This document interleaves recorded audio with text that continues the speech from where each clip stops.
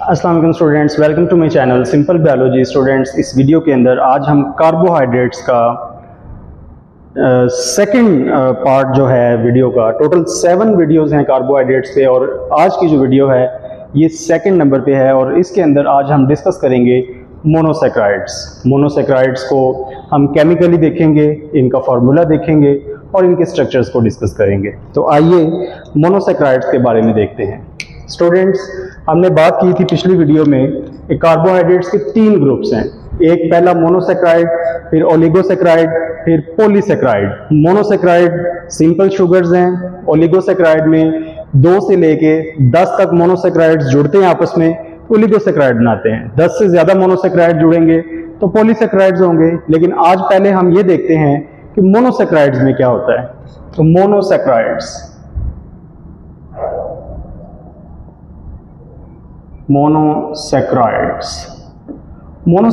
are the simplest sugars. They are the simplest sugars. Students, इनको हम simplest sugars कहते हैं। और शुगर्स आपको पता है कार्बोहाइड्रेट्स को कहते हैं सिंपलेस्ट कार्बोहाइड्रेट्स है। और कार्बोहाइड्रेट की तीनों टाइप्स में से सबसे जो स्वीट मीठे हैं वो मोनोसैकराइड्स होते हैं। They are the sweetest carbohydrates.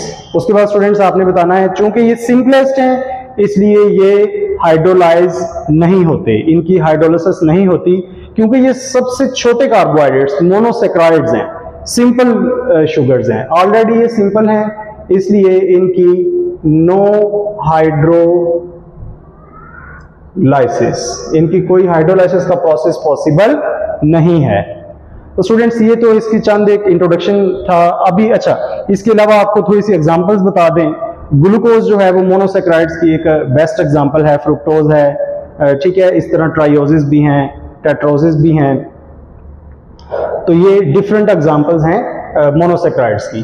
तो इनकी स्टूडेंट्स अगर हम देखें केमिकल डेफिनेशन, असल बात जो हमने यहाँ पर आज डिस्कस करनी है वो इनकी केमिस्ट्री है। तो केमिकल डेफिनेशन, केमिकल पहले कंपोजिशन देखें। Chemically they are composed of 3 atoms. Chemically they are composed of 3 atoms, carbon, hydrogen and hydroxyl. और इसके अंदर जो कार्बन एटम है वो रेंज करता है 3 से लेके 7 तक कार्बन एटम्स हो सकते हैं। बेटा, मोनोसैकराइड्स के अंदर कार्बन एटम कितने होते हैं? 3 कार्बन वाला मोनोसैकराइड भी हो सकता है, 4 कार्बन वाला मोनोसैकराइड भी हो सकता है, 5 कार्बन वाला मोनोसैकराइड भी पॉसिबल है, 6 कार्बन वाला मोनोसैकराइड भी हो सकता है और इसके अलावा 7 कार्बन वाला मोनोसैकराइड भी हो सकता है। तो अभी हम देखते हैं केमिकली इसको डिफाइन कैसे किया जाता है। मोनोसैकराइड्स आर केमिकली पॉलीहाइड्रोक्सी मतलब कि बहुत सारे हाइड्रोक्सिल ग्रुप्स हैं। या तो ये फिर एल्डिहाइड हो सकते हैं, एल्डिहाइड, या फिर कीटोन हो सकते हैं। अब स्टूडेंट्स देखें, ये केमिकल डेफिनेशन है मोनोसैकराइड्स की। केमिकल डेफिनेशन पॉलीहाइड्रोक्सी, एल्डिहाइड और कीटोन। पहले अगर इनका केमिकल फार्मूला देखें तो CnH2ON है, मतलब हर कार्बन एटम के साथ एक वाटर मॉलिक्यूल अटैच है। लेकिन chemically they are hydroxy, aldehydes और कीटोन। पॉलीहाइड्रोक्सी तो मतलब हो गया ना, एक से ज्यादा, बहुत सारे हाइड्रोक्सल। एल्डिहाइड और कीटोन का मतलब पहले समझते हैं। देखें, मोनोसैकराइड्स का टॉपिक साइड पे, पहले हम एल्डिहाइड और कीटोन को समझ लेते हैं क्योंकि मोनोसैकराइड्स या तो एल्डिहाइड की फॉर्म में रहते हैं या कीटोन की फॉर्म में। तो पहले हम एल्डिहाइड और कीटोन को समझते हैं कि ये होते क्या हैं। तो स्टूडेंट्स देखें, कार्बन की वैलेंसी होती है 4 और अगर कार्बन जो है ऑक्सीजन के साथ डबल बॉन्ड बनाए तो इसको कह देते हैं कार्बोनाइल कार्बन। ये है स्टूडेंट्स कार्बोनाइल कार्बन। अब ये जो कार्बोनाइल कार्बन है ये स्टूडेंट्स एल्डिहाइड भी हो सकता है, एल्डिहाइड भी हो सकता है और कीटोन भी बन सकता है। कैसे एल्डिहाइड कैसे बनेगा? स्टूडेंट्स, अगर इसकी कम से कम एक साइड पे हाइड्रोजन आ जाए दूसरी साइड पे चाहे कार्बन है चाहे हाइड्रोजन है, कुछ भी हो, कम से कम एक साइड पे हाइड्रोजन आना चाहिए। तो इसको फिर हम बोल देंगे कि ये जो बना है स्ट्रक्चर, ये एल्डिहाइड है। और यही कार्बोनाइल कार्बन अगर इसकी दोनों साइडों पे कार्बन आ जाए तो ये जो कार्बोनाइल कार्बन है, ये सारा कंपाउंड ये कीटोन बन जाएगा। तो यानी कि मोनोसेक्राइड्स जो हैं या तो इस फॉर्म में हो सकते हैं या इस फॉर्म में हो सकते हैं। दोनों सूरतों में बाकी जो कार्बन एटम्स हैं उनके साथ पॉलीहाइड्रोक्सी होंगे। पॉलीहाइड्रोक्सी यानी कि बहुत सारे हाइड्रोक्सिल ग्रुप्स अटैच हुए होंगे। तो आइए स्टूडेंट्स, अब जैसा कि मैंने आपको बताया कि केमिकली मोनोसेक्राइड्स के अंदर 3 से लेकर 7 तक कार्बन एटम्स हो सकते हैं। तो आइए अब हम इनके स्ट्रक्चर्स को बना के देखते हैं, केमिकल स्ट्रक्चर्स देखते हैं कि किस तरह से मोनोसेक्राइड्स जो हैं वो पॉलीहाइड्रोक्सी, एल्डिहाइड और कीटोन बनाते हैं। 3 कार्बन वाला मोनोसेक्राइड बना के देखेंगे, 4 कार्बन वाला मोनोसेक्राइड बना के देखेंगे, 5 वाला, 6 और 7 वाला। ओके, तो स्टूडेंट्स सबसे पहले हम देखते हैं 3 कार्बन एटम वाला monosaccharides. 3 carbon monosaccharide, 3 carbon monosaccharide. तो बेटा 3 कार्बन मोनोसेक्राइड जो है, इसका पहले तो ये देखेंगे, इसको हम कहते हैं 3 कार्बन वाला है तो इसको कहेंगे ट्राईओज। 3 कार्बन ट्राई, मोनोसेक्राइड ओज, ट्राईओज। अब स्टूडेंट्स ट्राईओज में 3 कार्बन एटम होंगे। अब ट्राईओज एल्डो ट्राईओज भी हो सकती है, एल्डो ट्राईओज, या कीटो ट्राईओज भी हो सकती है। अब ये एल्डो ट्राईओज को कैसे होगी? एल्डो ट्राईओज में मैंने आपको बता दिया, ट्राईओज का मतलब 3 कार्बन। ओके, एल्डो का मतलब एल्डिहाइड। एल्डिहाइड बनाने के लिए फर्स्ट कार्बन को कार्बोनाइल बना दे और इसके साथ एक हाइड्रोजन लग जाएगा। 4 वैलेंसी पूरी करनी है ना। और बाकी पॉलीहाइड्रोक्सी। पॉलीहाइड्रोक्सी का मतलब है हर कार्बन के साथ एक हाइड्रोक्सिल ग्रुप और बाकी वैलेंसी पूरी करने के लिए 4 कार्बन। अब स्टूडेंट्स यही देखें कीटो शुगर कैसे बनेगी। कीटो शुगर बनेगी, कीटो ट्राईओज इस तरह से बनेगी। कीटो का मतलब है कार्बोनाइल कार्बन की दोनों साइडों पे कार्बन होना चाहिए, तो इसलिए हमें यहां पर सेकंड कार्बन के साथ डबल बॉन्ड ऑक्सीजन लगाना है। तो यहां पर स्टूडेंट्स वैलेंसी पूरी करने के लिए पॉलीहाइड्रोक्सी होगा। पॉलीहाइड्रोक्सी यानी कि बहुत सारे हाइड्रोक्सिल ग्रुप, लेकिन एक कार्बन के लिए एक ही हाइड्रोक्सिल ग्रुप होगा। तो बाकी आपने वैलेंसी पूरी करने के लिए हाइड्रोजन लगा दिए। तो ये स्टूडेंट्स एल्डो ट्राईओज है और ये कीटो ट्राईओज है। एल्डो ट्राईओज की एग्जांपल है ग्लिसरैल्डिहाइड। ग्लिसरैल्डिहाइड, देखें एल्डिहाइड इसमें आ रहा है। इसको एल्डिहाइड क्यों कह रहे हैं स्टूडेंट्स? इसको एल्डिहाइड हम इसलिए कह रहे हैं क्योंकि इसके अंदर ये देखें, ये एल्डिहाइड है और ये कीटोन है।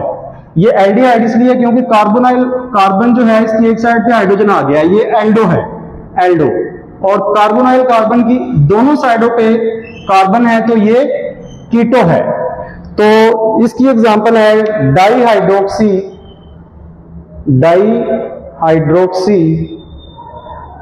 एसीटोन। ये बेटा एग्जांपल है कीटो ट्राईओज की। तो ये स्टूडेंट्स हमारे पास मोनोसेक्राइड था 3 कार्बन वाला। अब हम 4 कार्बन वाला मोनोसेक्राइड बना के देखते हैं। ये 3 कार्बन वाला मोनोसेक्राइड है, इसी तरह बेटा हम 4 कार्बन वाला मोनोसेक्राइड बनाएंगे। जो 4 कार्बन वाला मोनोसेक्राइड होगा उसको हम बोलेंगे टेट्रोज। टेट्रा निकला है 4 से और ओज मतलब मोनोसेक्राइड। तो बेटा टेट्रोज भी 2 टाइप का होगा, एक एल्डो होगा, एल्डो टेट्रोज। एल्डो टेट्रोज किस तरह से होगा? एल्डो टेट्रोज होगा 4 कार्बन होंगे और एल्डिहाइड के लिए फर्स्ट कार्बन को डबल बॉन्ड ऑक्सीजन देना पड़ेगा, क्योंकि अगर सेकंड को डबल बॉन्ड ऑक्सीजन दोगे तो ये एल्डिहाइड नहीं रहेगा, ये कीटोन बन जाएगा। और बाकी पॉलीहाइड्रोक्सी। पॉलीहाइड्रोक्सी का मतलब क्या है कि बहुत सारे हाइड्रोक्सिल ग्रुप्स हैं, बहुत सारे हाइड्रोक्सिल ग्रुप्स। और बाकी वैलेंसी पूरी करने के लिए हाइड्रोजन लगा दिए। तो ये है स्टूडेंट्स एल्डोटेट्रोज। अब कीटोटेट्रोज किस तरह से होगा? कीटोटेट्रोज होगा स्टूडेंट्स, टेट्रोज का मतलब 4 कार्बन एटम और कीटो का मतलब कि कार्बोनाइल कार्बन के दोनों साइडों पे कार्बन आना चाहिए, तो इसलिए दूसरे कार्बन को हम और डबल बॉन्ड ऑक्सीजन देंगे। तो ये है स्टूडेंट्स हाइड्रोक्सल, पॉलीहाइड्रोक्सी हो जाएगा, ये पॉलीहाइड्रोक्सी हो गया, पॉलीहाइड्रोक्सी हो गया, ये हाइड्रोजन है और बाकी वैलेंसी पूरी करने के लिए आपने हाइड्रोजन लगा दिया। ये एल्डोटेट्रोज बन गया। ये स्टूडेंट्स हमारे पास कीटोटेट्रोज बन गया। अब जो एल्डोटेट्रोज है स्टूडेंट्स, एल्डोटेट्रोज की जो हमारे पास एग्जांपल है वो है एरिथ्रोज। एल्डोटेट्रोज की एग्जांपल है एरिथ्रोज, एरिथ्रोज, और कीटोटेट्रोज की एग्जांपल है एरिथ्रियोलोज। स्टूडेंट्स बहुत इंपॉर्टेंट स्ट्रक्चर है। ये था एल्डिहाइड, एल्डिहाइड वाला मोनोसेक्राइड, और ये है कीटोन वाला मोनोसेक्राइड। इसको एल्डिहाइड क्यों कह रहे हैं? क्योंकि कार्बन डबल बॉन्ड ऑक्सीजन की एक साइड पे हाइड्रोजन आ गया है। इसको कीटो क्यों कह रहे हैं? क्योंकि कार्बन डबल बॉन्ड ऑक्सीजन की दोनों साइडों पे कार्बन है। ओके, आइए अब हम देखते हैं।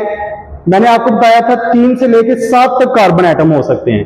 आपने 3 कार्बन एटम वाली भी मोनोसेक्राइड बना ली, 4 कार्बन एटम वाली भी, दोनों फॉर्म एल्डो फॉर्म भी और कीटो फॉर्म भी मोनोसेक्राइड बना लिए। अब हम देखते हैं 5 कार्बन एटम वाली एल्डो और कीटो, और 5 कार्बन वाली जो एल्डो और कीटो फॉर्म है उसमें 5 कार्बन एटम होंगे, 5 कार्बन मोनोसेक्राइड्स।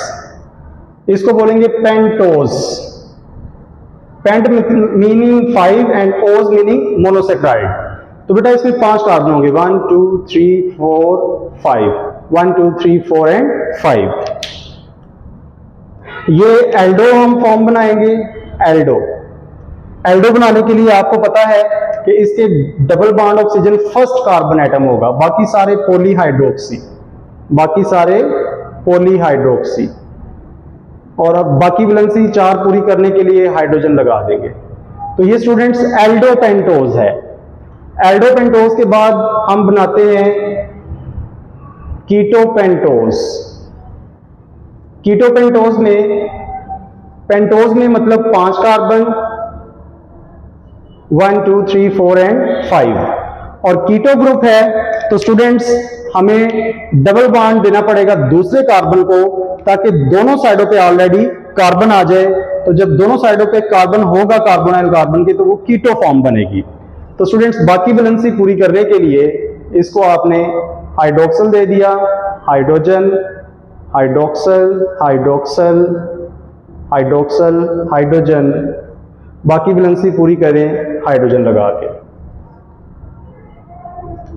तो स्टूडेंट्स ये हमारे पास है एल्डोपेंटोज और ये कीटोपेंटोज।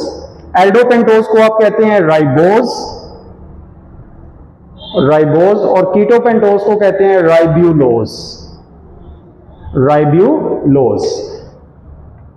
तो स्टूडेंट्स अब हम बनाते हैं, ये हमारे पास ये कीटो फॉर्म क्यों है? क्योंकि कार्बोनाइल कार्बन की दोनों साइडों पे मजीद कार्बन है। ये एल्डो क्यों है? क्योंकि कार्बोनाइल कार्बन की एक साइड पे कम से कम हाइड्रोजन आ चुका है। अब हम बनाते हैं 6 कार्बन वाली,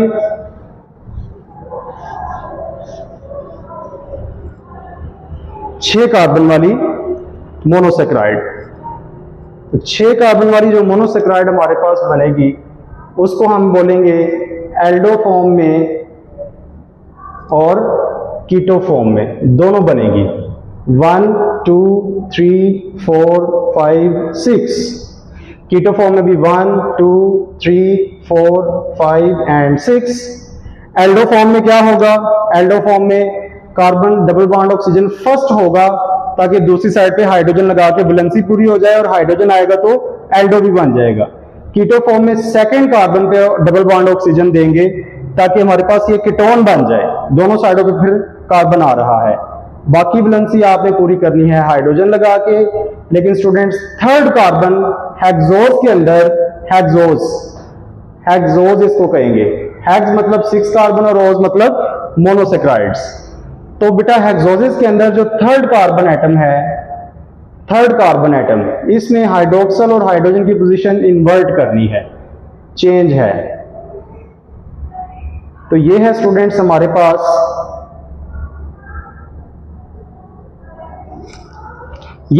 आ गया कीटोहेक्सोज और ये हमारे पास आ गया एल्डोहेक्सोज। तो स्टूडेंट्स कीटोहेक्सोज और एल्डोहेक्सोज के नाम जो हैं बहुत ज़्यादा फेमिलियर हैं।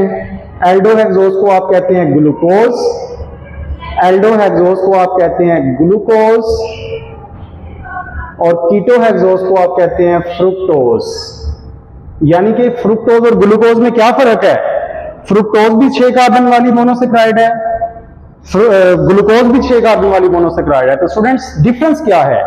ग्लूकोज एल्डिहाइड वाली ग्लूकोज है हेक्सोज है, जबकि फ्रुक्टोज कीटोन वाली मोनोसेक्राइड है। देखिए फ्रुक्टोज कीटोन है और ग्लूकोज एल्डिहाइड है, बाकी कार्बन नंबर दोनों में 6 हैं। इसी तरह स्टूडेंट 7 नंबर जो है वो कार्बन एटम वाली जो मोनोसेक्राइड होगी वो होगी हमारे पास हेप्टोज। ओके, तो ये स्टूडेंट्स मोनोसेक्राइड थे, इनका इंट्रोडक्शन था और इनकी केमिस्ट्री थी। उम्मीद करते हैं कि आपने बहुत अच्छा समझा होगा। इनकी प्रैक्टिस करें ताकि आपको कभी भी ना भूले। Thank you for watching students. Allah Hafiz.